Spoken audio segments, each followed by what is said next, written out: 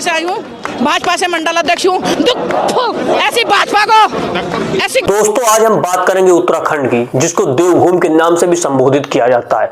वहां पर सरकार है उस पार्टी की जो नारा देते हैं बेटी बचाओ और बेटी पढ़ाओ, लेकिन वहां पर बेटियों के साथ किस तरह का घिनौना कृत्य किया जा रहा है ये भी हम आपको दिखाएंगे। आपको ये भी दिखाएंगे कि बीजेपी के कई सारे सदस्य, जो महिला सदस्य, वो थूक रही है बीजेपी पार्टी के ऊपर कि अगर वो अपने ही राज्य में बेटियों को इंसाफ नहीं दिला सकते हैं और उन्हीं के राज्य में अगर नेताओं के सामने लड़कियों को परोसा जाएगा एक वस्तु की तरह, तो फिर कैसे देश आगे बढ़ेगा और उनका राज्य कैसे बढ़ेगा। आपको इस वीडियो में यह भी दिखाएंगे कि लोग जब सड़कों पर उतर चुके हैं और बात कर रहे हैं इंसाफ की। अंकिता भंडारी जो मामला पूरी तरीके से बढ़ चुका है, तरीके से उस लड़की को प्रताड़ित किया गया, उसके साथ जघन्य अपराध किया गया, वो मुद्दा सिर्फ उत्तराखंड का नहीं रह चुका है, पूरे देश का रह चुका है। पूरे देश की महिलाएं उनके साथ खड़ी हो रही है। लेकिन अफसोस की बात है, महिला आयोग खामोश बैठे हुए, प्रशासन में कोई जू तक नहीं रह रही है इस मुद्दे को लेकर के।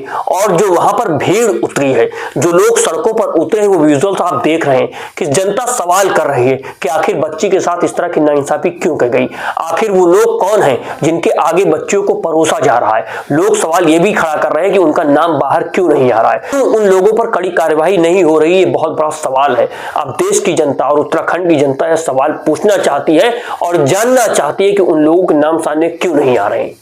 आप देखिए कि लक्ष्मण यादव साझा करते हुए लिखते हैं, देहरादून में अंकिता भंडारी को न्याय दिलाने की मांग अब जन आंदोलन का रूप ले चुकी है।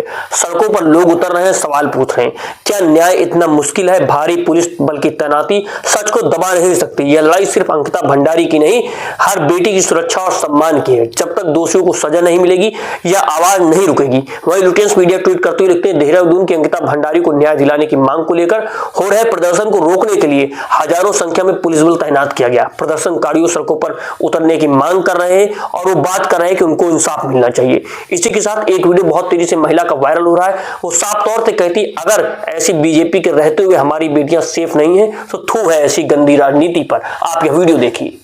मैं हरिद्वार से आई हूँ, भाजपा से मंडल अध्यक्ष हूँ। ऐसी भाजपा को, ऐसी गंदी भाजपा को जिसने आज हमें रुला दिया। हमारी पहाड़ की बेटी 19 साल की बेटी के साथ ऐसा बलात्कार किया और फिर उसे धक्का दे दिया। मगर इन दरिंदों को पता नहीं था कि पहाड़ की देवी देवता भी होते हैं। वो ही बन के निकली है, नहीं तो 3 साल का मुद्दा कोई नहीं निकाल सकता। 3 साल का मुद्दा कोई नहीं। इन्होंने सोचा था कि ये बता मान जाएगी, मगर वो देवी बन के निकली है। 19 साल की बच्ची अपने रिसोर्ट, हमारे पहाड़ों में रिसोर्ट खोल रखा। हमारे पहाड़ों में सर्विस चाहिए ना बेटियों की, हमारे पहाड़ों में इनको दारू चाहिए, हमारे पहाड़ों से। और बच्चे हमारे होटलों में बर्तन मांज रहे हैं, पढ़े लिखे बच्चे होटलों में। हमारे बच्चों को तो नौकरी है ही नहीं, हमारे बच्चों को नौकरी नहीं है। पढ़ लिख के उन्हें गुमराह कर रहे हैं और बेटियों को आगे ला रहे हैं और कह रहे हैं सर्विस दो। अरे धामी, अगर तू सर्विस गट्टू को लेके आ, सर्विस हम देंगे उसे। अंकिता भंडारी ने तो जो सर्विस दी बेचारी ने, अगर वो सच्ची ना होती ना तो मरती ना। पहाड़ की बेटी थी, उसने कुछ सोचा था मेरे, ठीक है देवी। और मैं तो अंकिता से कहती, जहाँ भी बेटी तू हो, तेरी आत्मा को शांति मिले और इन दरिंदों के कीड़े पड़े।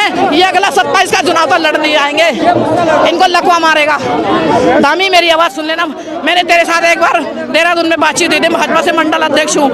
ऐसी मंडल अध्यक्ष का, ऐसी भाजपा सरकार का कीड़े पड़ा। तो आपने वीडियो में देखा कि लोग सवाल खड़े कर रहे हैं, महिलाएं सवाल खड़े कर रही हैं कि आखिर लोगों को इंसाफ क्यों नहीं मिल रहा है, बच्चों के साथ इस तरह का दुर्दांत अपराध क्यों हो रहा है और क्यों हमारे नेता खामोश बैठे हुए हैं। बड़ी संख्या में पुलिस तैनात की गई। आखिर ये पुलिस वहां क्यों नहीं थी जब महिलाओं के साथ इस तरह का दुर्दांत अपराध हो रहा था। उन लोगों की जांच क्यों नहीं कर रही है पुलिस। आखिर सिर्फ लोगों को रोकने का, सवालों को बंद करने का यह काम किया जा रहा है और पुलिसिया कार्रवाई के विरुद्ध लोग खड़े हो चुके हैं। लोग खड़े हो चुके हैं सरकार के विरुद्ध और साफ तौर से सवाल कर रहे हैं कि आप हमारे सवालों का जवाब दीजिए कि बेटियां सुरक्षित क्यों नहीं है। इन सभी चीजों के साथ आपको आंकड़ा समझना चाहिए। यह हमारा आंकड़ा नहीं है, एनसीआरबी का डाटा कहता है कि रोज 86 रेप होते, यानी हर 15 मिनट में एक महिला के साथ दुष्कर्म किया जा रहा है। लेकिन हमारे सरकारें मौन है, किसी के ऊपर कोई कार्यवाही नहीं होती। बड़े से बड़े नेता और बड़े से बड़े लोग, बड़े बड़े से बाबा, कई सारे लोग इस चोले को बैठ करके बैठते हैं, महिलाओं के साथ दुर्दांत अपराध करते हैं और छूट जाते हैं। अगर इस तरह के मुद्दे में जब जनता सड़क पर उतर चुकी है, वहां पर भी इंसाफ नहीं मिलेगा, तो फिर आप अपनी आंखों पर पट्टी बांध लीजिए और सोचिए और समझिए कि आपको इंसाफ कब मिलेगा, आपके घर की बेटी को इंसाफ कब मिलेगा, आपके समाज की बेटी को इंसाफ कब मिलेगा, आपके देश की बेटियों को इंसाफ कब मिलेगा? क्योंकि अगर सड़कों पर जनता उतरी हुई है फिर भी इंसाफ नहीं मिल रहा है तो फिर आपको इंसाफ मिलने वाला नहीं है। दोस्तों, अगर आप चाहते हैं कि इस मुद्दे को लेकर के आगे हम रिपोर्ट्स बनाते रहें, आप तक खबरें पहुंचाते रहें, तो आजाद बोल को सब्सक्राइब कीजिए, वीडियो को ज्यादा से ज्यादा शेयर कीजिए। मिलता हूं आपसे अगली वीडियो में। नमस्कार, जय हिंद, जय भारत, जय संविधान।